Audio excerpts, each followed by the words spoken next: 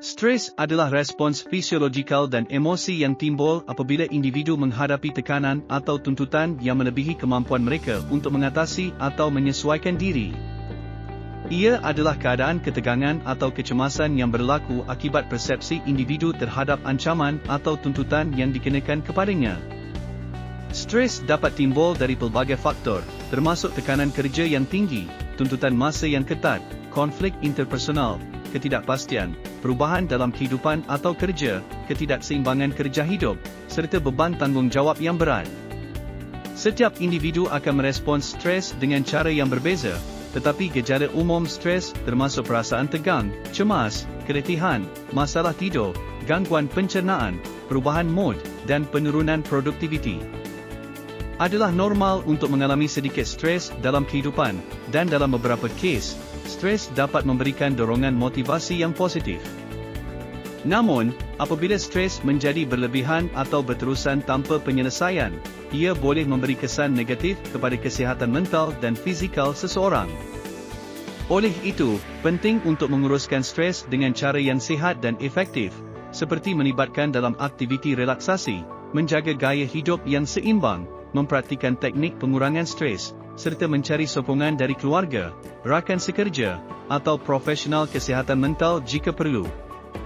Penting untuk diingat bahawa stres adalah sesuatu yang dapat dihadapi dan dikendalikan dengan baik.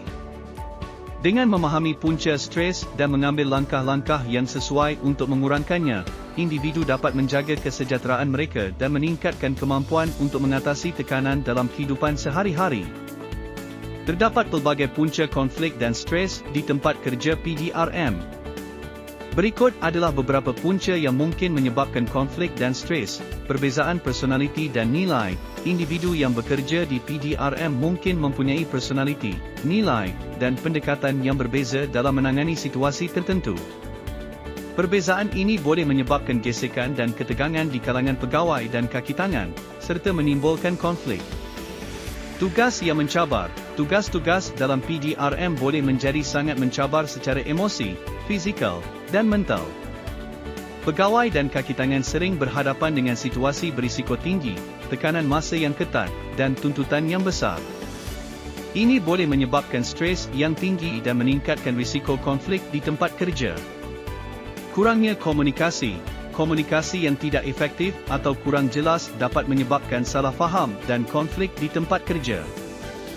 Jika terdapat kekurangan saluran komunikasi yang baik antara rakan sekerja, atasan, atau unit dalam PDRM, informasi yang tidak lengkap atau salah boleh menjadi sumber konflik. Ketidakadilan dan kepentingan diri. Ketidakadilan dalam pemilihan tugas, penilaian prestasi, atau pengagihan sumber dapat menyebabkan konflik di tempat kerja. Jika terdapat persepsi bahawa kepentingan individu atau kumpulan tertentu diberikan keutamaan, sementara yang lain dikesampingkan, ini boleh memicu konflik dan stres. Kurangnya sokongan dan pemikiran negatif. Kurangnya sokongan emosi dan sosial dari rakan sekerja, atasan, atau organisasi secara keseluruhan dapat meningkatkan tahap stres. Pemikiran negatif, seperti perasaan tidak dihargai atau tidak diiktiraf, juga boleh menyebabkan konflik dan stres di tempat kerja.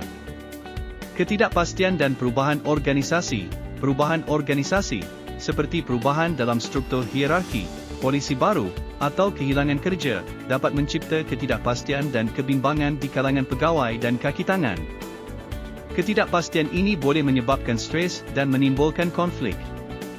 Ketidakseimbangan kerja hidup. Ketidakseimbangan antara tuntutan kerja dan keperluan pribadi dapat menjadi sumber stres di tempat kerja.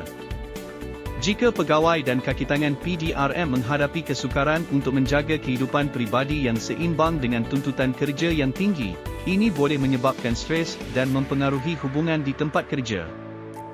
Adalah penting untuk mengenal pasti punca-punca konflik dan stres yang khusus dalam konteks tempat kerja PDRM untuk merancang strategi pengurusan yang sesuai.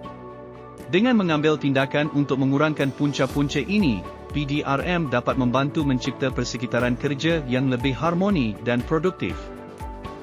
Pengurusan konflik dan stres di tempat kerja PDRM, Polis Diraja Malaysia, sangat penting untuk memastikan keberkesanan dan keharmonian dalam organisasi. Di bawah ini, saya akan memberikan beberapa panduan umum yang boleh membantu dalam pengurusan konflik dan stres di tempat kerja PDRM. Komunikasi yang berkesan. Komunikasi yang baik adalah kunci untuk mengurangkan konflik di tempat kerja. Pastikan terdapat saluran komunikasi yang terbuka dan jelas di antara pegawai dan kaki tangan PDRM. Ia penting untuk memastikan bahawa maklumat disampaikan dengan jelas dan betul kepada semua pihak yang terlibat. Latihan pengurusan konflik. Sediakan latihan dan bimbingan untuk pegawai dan kaki tangan PDRM dalam pengurusan konflik. Latihan ini dapat membantu mereka memahami dan menghadapi konflik dengan cara yang efektif, termasuk kemahiran mendengar aktif, negosiasi, dan penyelesaian masalah. Mekanisme penyelesaian konflik. Sediakan mekanisme yang tepat untuk penyelesaian konflik di tempat kerja. Ini boleh melibatkan proses mediasi, perundingan, atau pihak yang bertanggungjawab untuk menyelesaikan perselisihan. Pastikan proses ini dilaksanakan secara adil dan berkeadilan. Sokongan emosi dan sosial. Sokongan emosi dan sosial adalah penting untuk membantu mengurangkan stres di tempat kerja.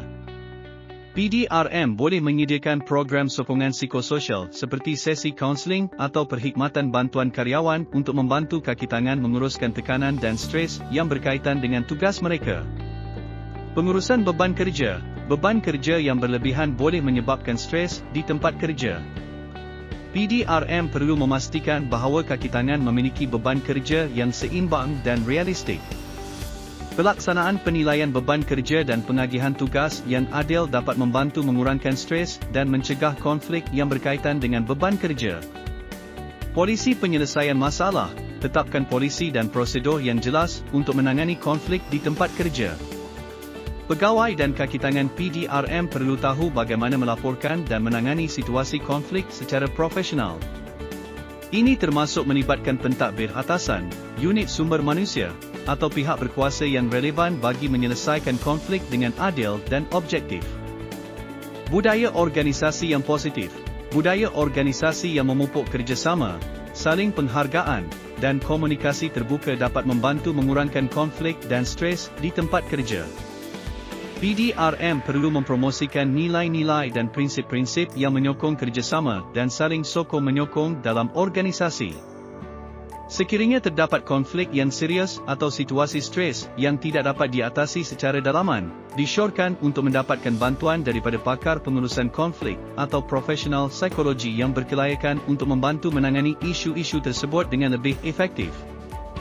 Penting untuk diingat bahawa setiap organisasi dan situasi konflik _stres adalah unik, oleh itu, cara pengurusan yang berkesan boleh berbeza-beza. Disarankan untuk mendapatkan pandangan dan nasihat yang khusus untuk keadaan tempat kerja PDRM daripada pakar dalaman atau luaran yang relevan.